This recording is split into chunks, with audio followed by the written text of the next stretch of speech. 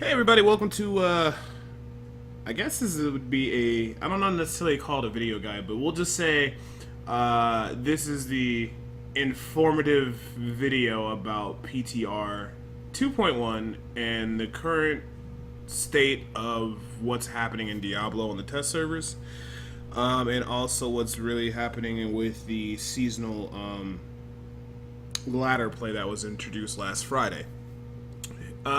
Before I get started, I just got a couple shout outs to people who've been really supporting and helping the stream. Let's go down the list right here. Shout out to Biggs for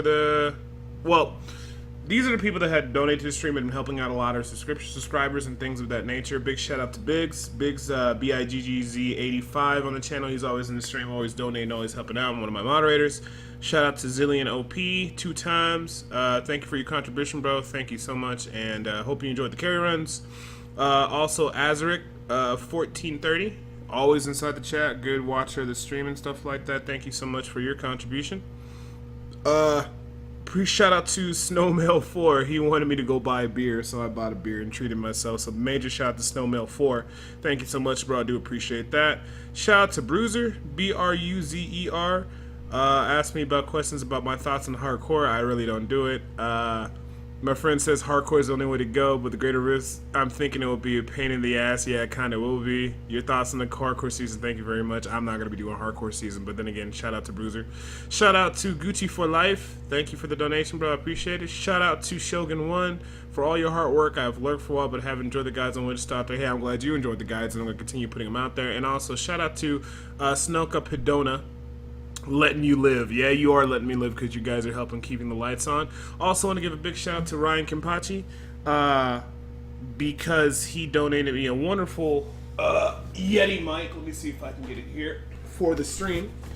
I will be putting his stream information down in the description. Also a link to the guide where I put down all these thoughts on Notepad and post in the forum. So major shout out to him. I appreciate you, bro. And the stream, everything is still continuing to grow and going very well. But since we got that out the way, let's go ahead and talk about the PTR Seasons 2.1. Let me go ahead and pull up my notepad because I kind of got the whole guide kind of listed here in a nice little format. We can just start going down through everything. All right, let me see here. Some people might be asking out there, what is patch 2.1 or what's PTR patch 2.1? It's a test server where Blizzard tests their patches before they are released.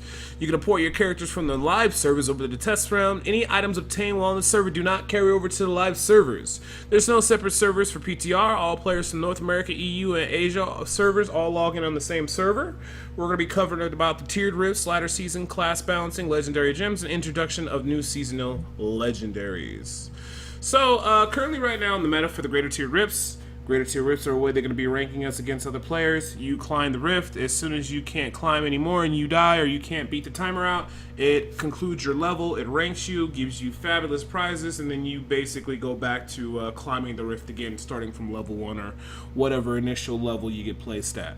The top builds for Witch Doctor right now on the Rhino Flailer build, based on the current PTR build, is Rhino Flailer. Simply because until you get your legendary gem, there's a legendary gem that increases pet crit percent chance by 20%. Until you get that secondary effect, which means getting up 50 ranks. Now, when you're upgrading these gems inside, after you finish your Greater Rift, there will be an NPC inside the Rift where you can upgrade your gems. Sometimes you can go up 2 ranks. I heard some people going up 5 ranks, but I've only seen myself go up 2 ranks at a time. So once you get 50 ranks into a gem, you unlock the secondary feature, which for the pet gem that increases critical chance by 20% is Pets Never Die. Now, the reason I want to talk about pets dying is because they've been dying a lot because Blizzard, as you know, they've removed the HP scaling with Greater Rifts for our pets. They used to be able to scale, their HP would go up depending on what rift you were at and basically make it so that our pets would not die. They removed that, so now pets are dying. So now you're looking into ways to either increase your toughness so it carries over to your pets that survive. Maybe you're running Zombie Dog Handler with Jungle Fortitude to get more mitigation for the pets, more armor, more all resistance, but you still can't build it too much because you don't want to hurt your damage in the process. So Rhino Flailer has become very popular. Basically, long story short, consistent pet generation with strong crowd control due to Adeling Toads offers a legitimate chance for our pets not to die. The reason why the Rhino Flailer is so good is because of the Adeling Toad skill. Alien Toad has a 15% chance to confuse a target, and with our toads with the Rhino, sorry, I keep saying Rhino Flailer, Rinho Flailer, the toads go through the targets twice. So it'll go through one target, then hit the next target and explode. In both chances, that when it deals damage, has a chance to confuse.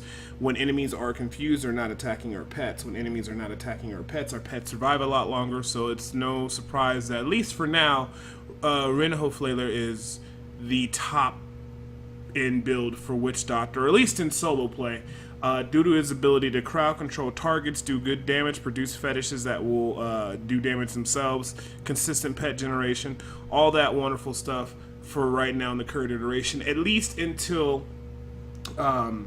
your pet gems get level 50. Now, after your pet gems get level 50, then it makes it so your pets are invulnerable. Then I'm pretty sure everybody's going to go back to the Star Metal Kukuri build with the Tall Man's Finger.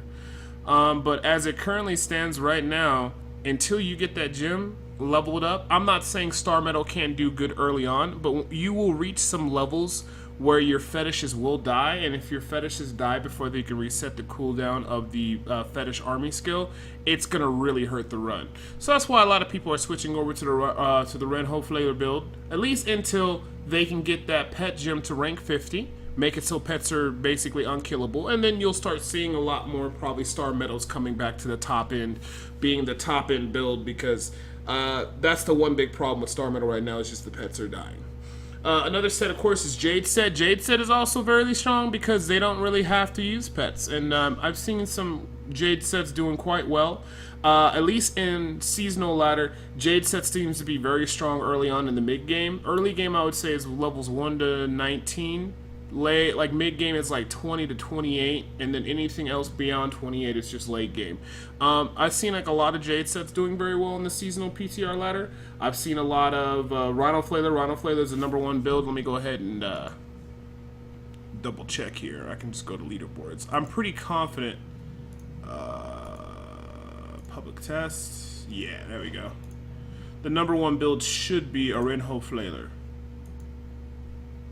Heroes, inspect. Yeah, he's using a Rinho Flailer. So Rinho Flailer, let me see here. Yeah, so the Rinho Flailer seems to be on the top right now. And let me go ahead and take a look at one more. I think there is a one up here that has Star Metal, but let's take a look here. Heroes. Yeah, and this gentleman has a Star Metal Kukuri. So it seems like he's doing okay, but as you see, he actually has the Born Command set. I wonder if he crafted those shoulders on purpose, but okay, well, he got Jerome's, he got Tasker and Seos, he got the new 2-piece, the Krillon's buff bracers, so he got a lot of survivability and a good amount of toughness, so this seems to be working out pretty much well for him. So, as you can see, Star Metal's still doing well, mid-game to high up, but once you start getting to the higher end levels, that's when it starts to fall off. But for now, it's doing fairly good, but Rinho Flailer is currently #1. Jade Set's still pretty decent. I've seen some Jades get up to about 26, 27. I've seen on the non-season, on the PTR and the non-season tier list, I've seen Jade get up to like 30, 33. I've gotten it to about 31, almost 32. It kind of hits a hard like cap right there, but Jade is also an alternative if you like to go that route. If you want to rank up early and fast, that actually is a good option, I would think, in the PTR seasons. And that will allow you just to get, you know, some good rankings in there. But, I mean, outside of that, the long term is you want to build towards some type of pet build. Alright, so that was the kind of what's going on for the Witch Doctors inside of the PTR seasons tiered with what everybody's kind of going towards. Realistically, I don't even know how to say it. Jade Set might be one of the easiest sets to get. You would think Star Metal or Rinho Flailer would be a lot easier, but the thing is, to get Tasker and Theo gloves is fairly difficult. Jerome was not hard for me to get, and actually I pretty much have a 6-piece, I had a 6-piece Jade Set. I think I destroyed the Jade Set chest because I didn't want to use it. As I'm looking at it right now, yeah, the 1, 2, 3, 4, and I also had the chest, which would have been 5, and then the legs I could have gambled for, that would have been 6. Jade's not that hard to get. Ring of Royal Grandeur might be the only factor making it really hard, and Quizzical to Helmet, but a Jade Set 6-piece can still do pretty good work for rifting early on in the game. So Just starting off, you know, if you're just leveling and you happen to get some Jade sets in the seasons, if you decide to compete in seasons on PTR, it's not a bad choice.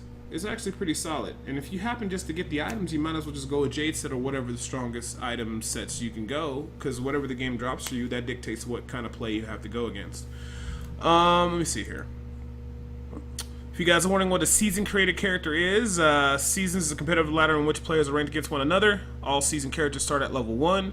They do not start off with any artisan levels, paragon levels, or gold. Time period for these seasons will last from 1 to 6 months. We're still waiting for Blizzard to just let us know what's up about that. At the end of the season, all items, gold, and paragon levels are transferred to your non-season account. If you're wondering what a non-season character account is basically your live characters or your characters on the live server right now. Those are non-season characters.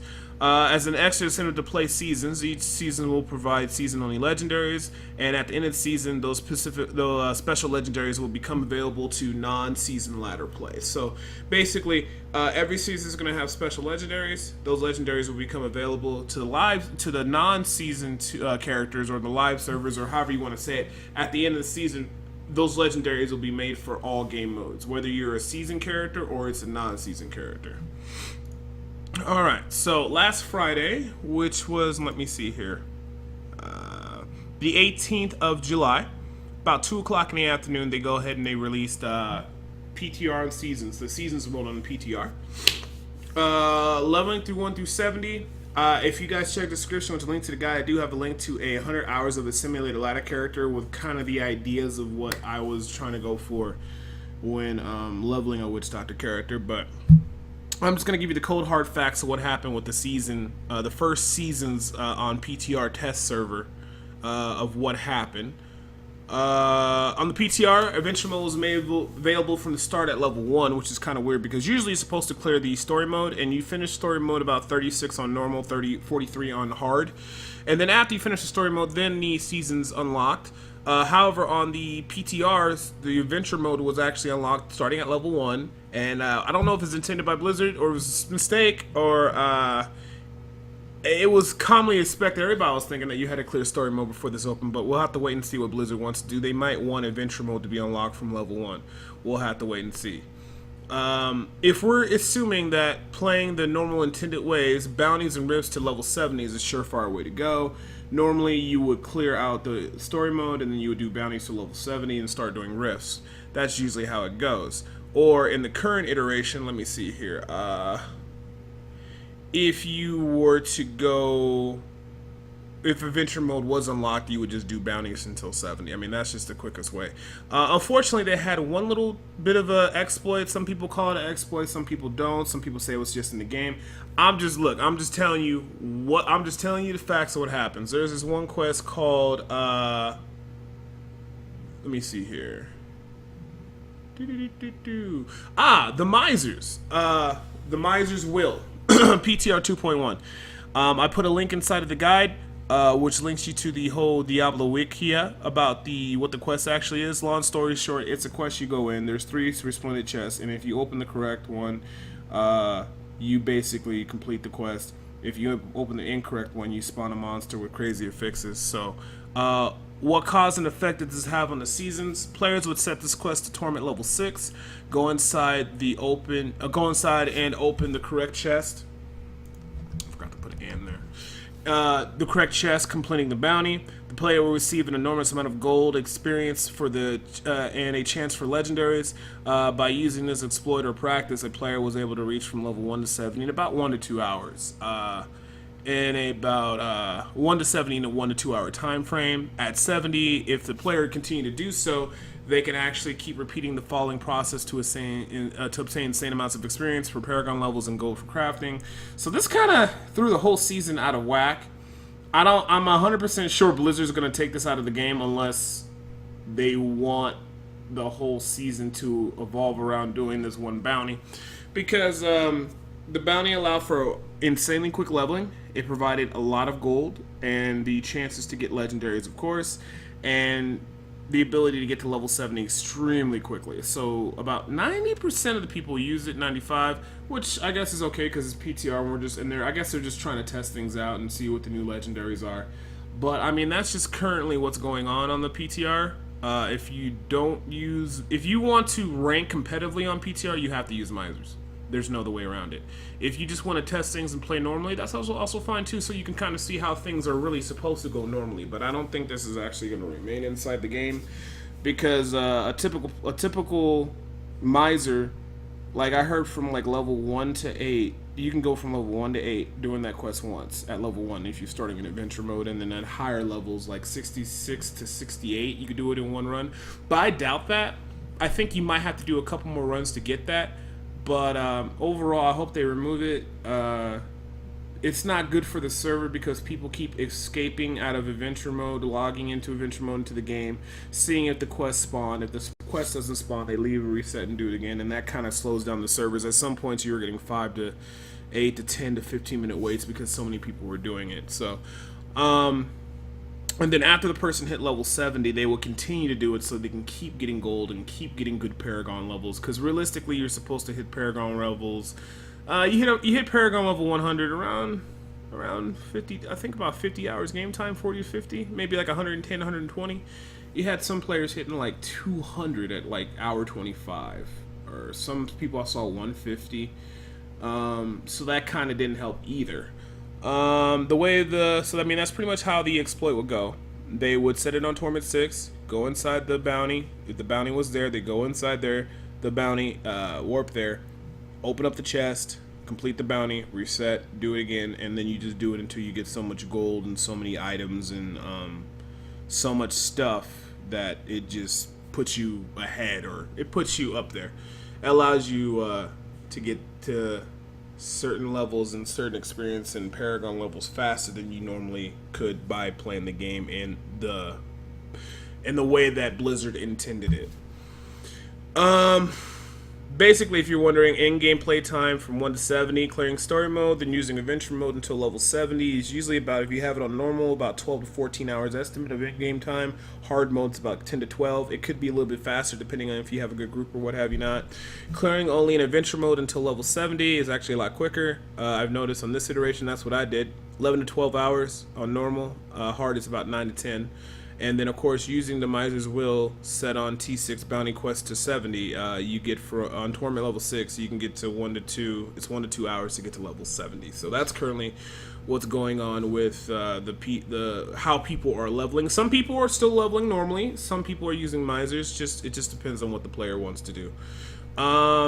Greater Rifts from the PTR seasons. Everything involving the PTR season, the Greater Rifts relates pretty much the same as a non-season Greater Rifts. It was really hard to gauge how long it took for what classes to start hitting Greater Rifts level 20 plus due to the Miser's exploit, because you're getting a lot of golden items and experience and Paragon levels you're not meant to. On the Witch Doctor I was playing, and I'm not saying this is going to be, some other people might hit it quicker, some people might hit it later, but from my personal playthrough, 40 to 50 hours in game time, I started consistently beating levels 20 to 21. I'm currently at Paragon level 113. I did it the old-fashioned way. I just did adventure mode to level 70. I didn't use the Miser's exploit anytime. Let me see here. Let me see. Let's take a look at... Yeah, 50 hours in 1 minute, Paragon 113. You probably can get to 120, 125, around that much at the most, depending on if you're using a ruby or not. But I mean, I think I did pretty much okay. I got me a nice Thunder Fury. Wish it was a Rinho Flailer, but that's okay. I did craft me a decent 2-piece cane set. I did get an Ukipian Serpent. I did get a nice Rogo's Huge Stone, which I got the critical % chance critical damage in the legendary gem. I used the Gogos Swiftness, or the gem that provides the swiftness attack speed increase for every time you trigger it, up to 20% increased attack speed. I used the Stagger gem that basically, or I was using the Stagger gem that reduces damage in the Greater Rifts, but I've been also messing around with the gem that basically puts bleed damage on the enemy for as physical when you land a critical hit. And then of course the pet gem that increases the critical % chance by 20% of pets. So I mean, those are the gems I've been using. I got pretty nice rings. I was happy to get a pretty decent 3-piece Ogdal's Authority. I need to recraft the chest. I got a Jerome's, which I was pretty happy about, and I got a decent trifecta Jade's gloves, but I was looking forward to maybe getting a Task and Theo, but I'm not going to hold my breath. And I also got myself a nice Hellcast Waistguard.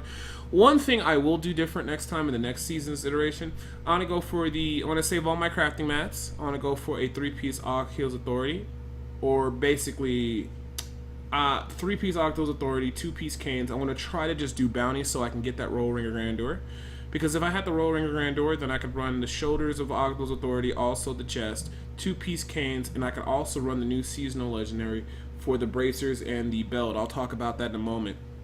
And that would end up to being nice toughness, good damage versus elites, and just good DPS overall. So a lot of people rush Ogdos, a lot of people rush the Shiras. Ogdos, Ashiras, Kane set, all that stuff is good stuff when you're starting off on the PTR seasons and what have you not. So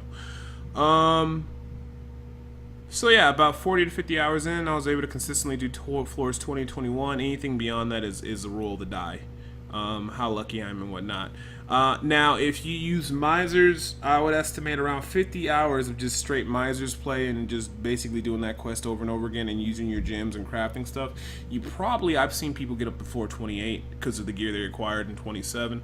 So, like I said, we'll just have to wait for the next season to see what's going on, just to see if, how things kind of match up and how long it actually takes to get things done. Currently in this build, we have a Greater Rifts on trial token. What it is basically when you start a Greater Rift, you use your trial token, and how many waves you clear determine what level you get placed at. So for instance, let's say you come in and you clear 20 waves in a row. It's going to start you at Greater Rift level 20 instead of you actually having to start at level 1 and then skip from there. So I can understand why Blizzard definitely did this. However, I don't think a lot of players were actually trying to skip that high, because initially in the PTR seasons, what kind of developed, it was called slow playing the Rift, because every time you kill a Rift Guardian, you get blood shards, you get a lot of crafting materials, and a high chance for legendaries. So instead of a player skipping all those levels, if I know I cap out at level 20, I'm going to purposely fail the trial, do level 1, and then when I get towards the end, I'm going to wait, and then I'm going to do level 2, and then I'm going to wait, and I'm going to do level 3, 4, 5. I want to do it very slowly, just so I don't get skipped that fast, so I can get as many rips in as possible until I get to my cap, my normally, whatever I usually cap out at. And that just makes it so people can get more blood shards out of a Greater Rift, and then also get higher chance for legendaries and crafting materials. Unfortunately, there was a Greater Rift. With the Greater Rift being implemented, there is an issue with it. There's two issues. One's the exploit, one is the scaling of it. The waves are supposed to directly relate to the difficulty of the Greater Rift, so basically if you're killing on wave 1, the mobs should be matched up as wave 1 mobs. However, sometimes the waves will scale at whatever difficulty you have the game set at. So if you have the game set at Torment level 6, instead of it being a Greater Rift monster at level 1, which is nowhere near Torment level 6, it sometimes will actually make all the monsters Torment level 6. So Blizzard is aware of that, and they have to deal with that, and they did mention that was unintended. Greater Rift token exploiting. I'll just go through what this actually means. 4-person parties inside the game. First party member uses the Greater Rift trial token. While prompted, the other players decline entering the trial rift. The person inside the trial rift leaves, failing the Greater Rift trial. After the player completes the trial rift quest, or the trial Greater Rift quest, all players are rewarded with the Greater Rift token level 1. Every player repeats this process until all members have the Greater Rift tokens at level 1. So basically, they were exploiting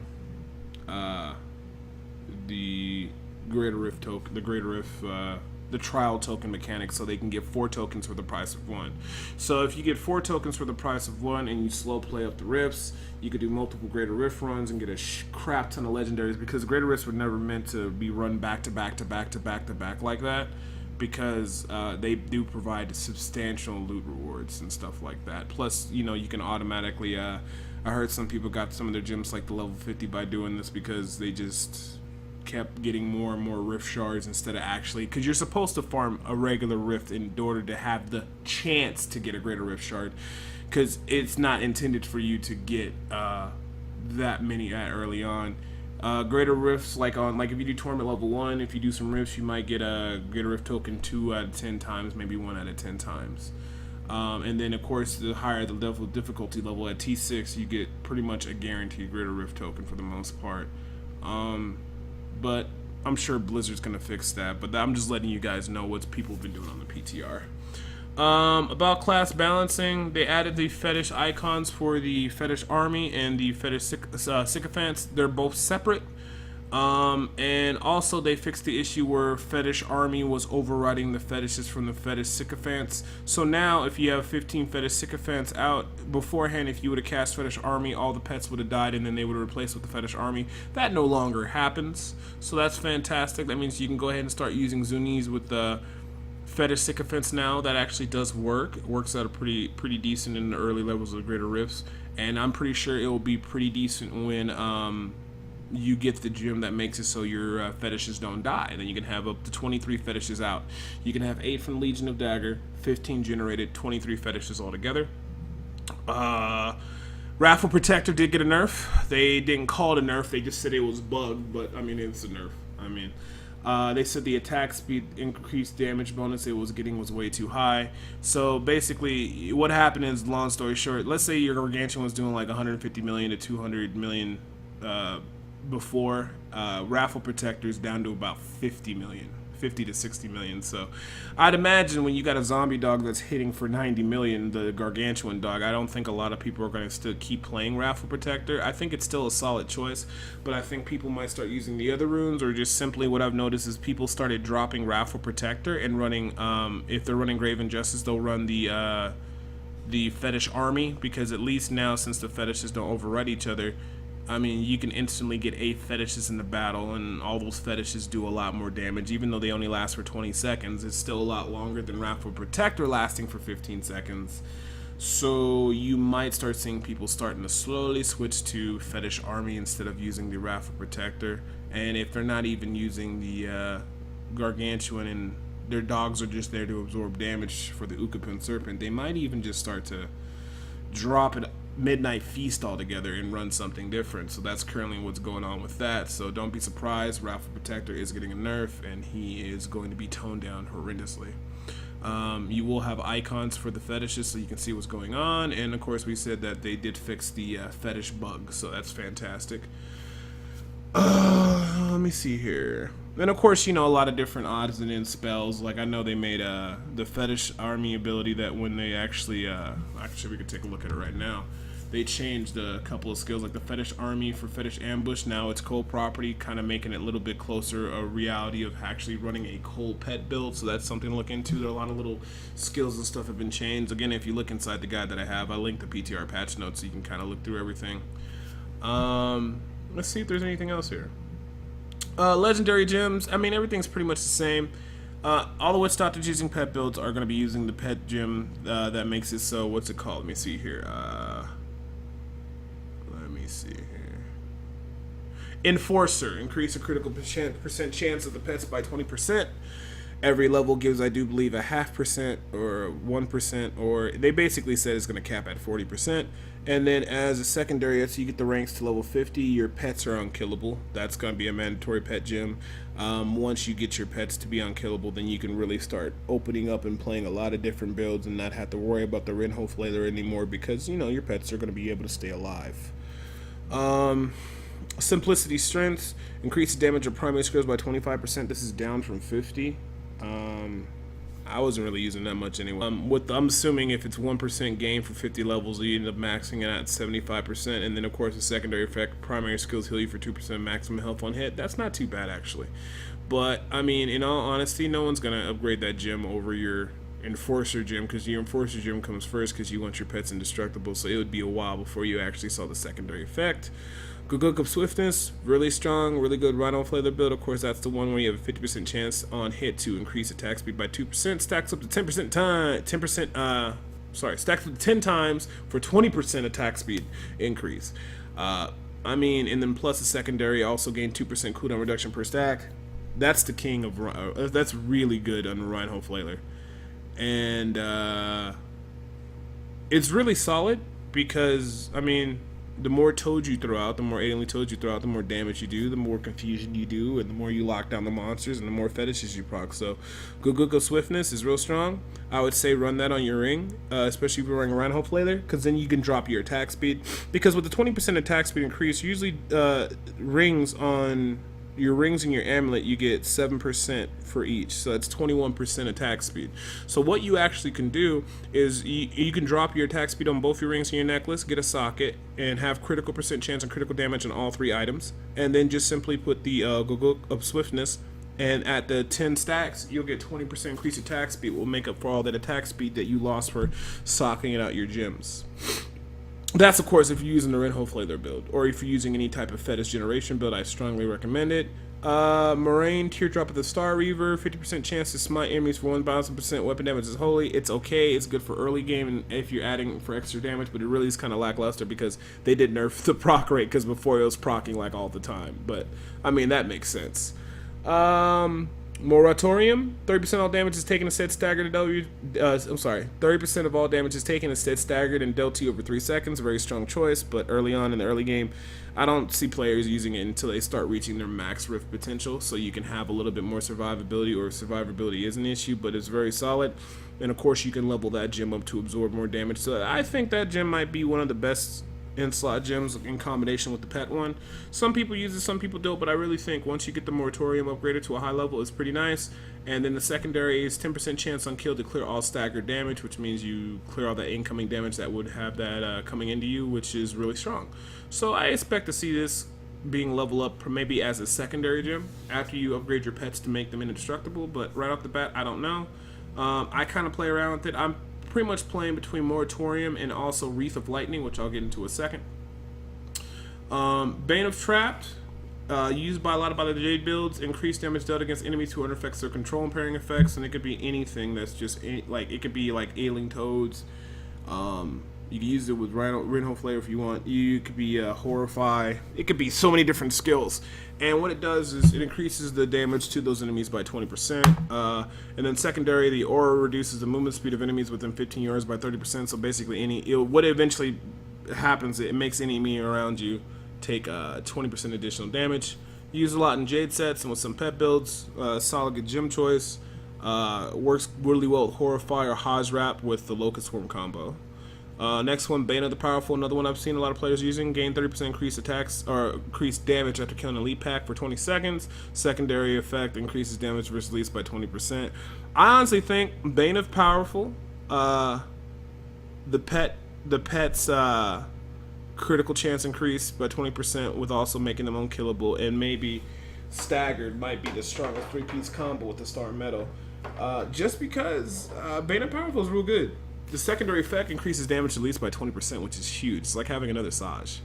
And then, of course, after you kill an elite pack, you get a good damage bonus, so that can definitely help out if you have multiple elite packs in one room, or you're just running from elite to mobs and stuff like that.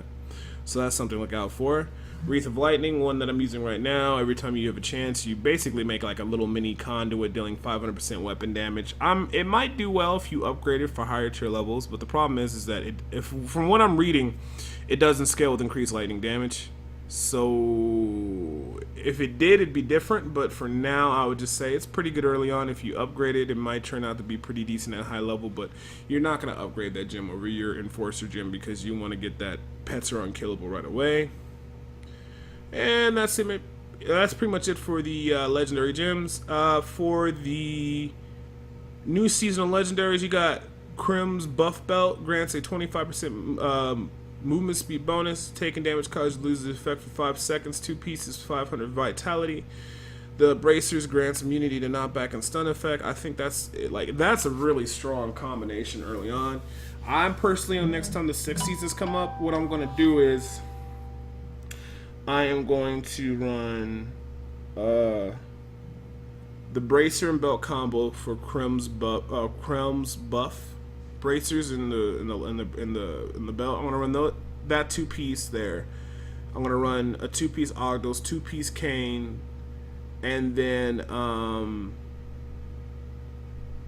the Ring of Royal Grandeur with it if possible, because I think that'd be very strong for early on Witch Doctors on the PTR seasons. The 2-piece bonus is 500 vit. immunity to knockback and stuns effect is extremely nice. And then, of course, also the 25% movement speed and bonus increase as long as you don't get hit. Very nice. That's pretty much like the global seasonal legendary for everybody. They haven't implemented the Witch Doctor one yet, so we'll have to wait and see how that's going on. But I mean, that pretty much covers what happened with the PTR seasons. In closing, just if you want to compete, you have to use Misers, and you have to use the Greater Rift exploit to get the extra tokens, but I don't think Blizzard's going to go ahead and take that in there. Whether or not we're going to be able to level from Adventure Mode to level 1, or I'm sorry, level 1 all up to 70, or we have to complete Story Mode, that's for Blizzard to determine. And, I mean, I have fun doing seasons. It was cool. I like the new items. I wish they had the Witch Doctor item in there. Things seem to be a little bit more of, like, RNG, because if someone got a Renho Flailer and you didn't, they get ahead of further than you. That's just a harsh reality. Or if they got a Star Medal before you. But like I said, I think the reason those people got those items is because they were running the Misery bounties. So, as long as Blizzard nerfs that, they also make it so you have to go through Adventure Mode first. They nerfed the Greater Rift token exploiting, and are pretty fast about catching other exploits for leveling and different things like that, or getting a lot of gold ahead of time. I think it's going to be okay, but only time will tell. So hopefully this guy's helped you out, whether you're sitting in your car listening to this on the way to work, or you're just watching this on the secondary screen while you're playing Diablo. The reason why I just did all this is just to make it easier for people, just so they can know what went on or what's going on with the PTR seasons, because not everybody has a lot of time to invest to go on and play on a character that's not going to carry anything back over to the main server. So when they do another PTR update for the seasons and they reset everything everybody back to level 1, I'll make another update. Otherwise, for now, I'm pretty much done with playing on the PTR until they do another seasons update where they reset everybody. I'm going to be going back to live server and farming up a lot of crafting materials. So I'll make a guide about that and talk about what items I'm going for so I can be ready when the patch hits live. Outside of all of that, we got the Diablo console game coming out next month, and I'll talk to you guys about that. I'm probably going to be playing that on stream, playing hardcore. So anyways, as always, I appreciate you guys watching my stream, and thank you for always stopping by. My name is Debo, and I'm out.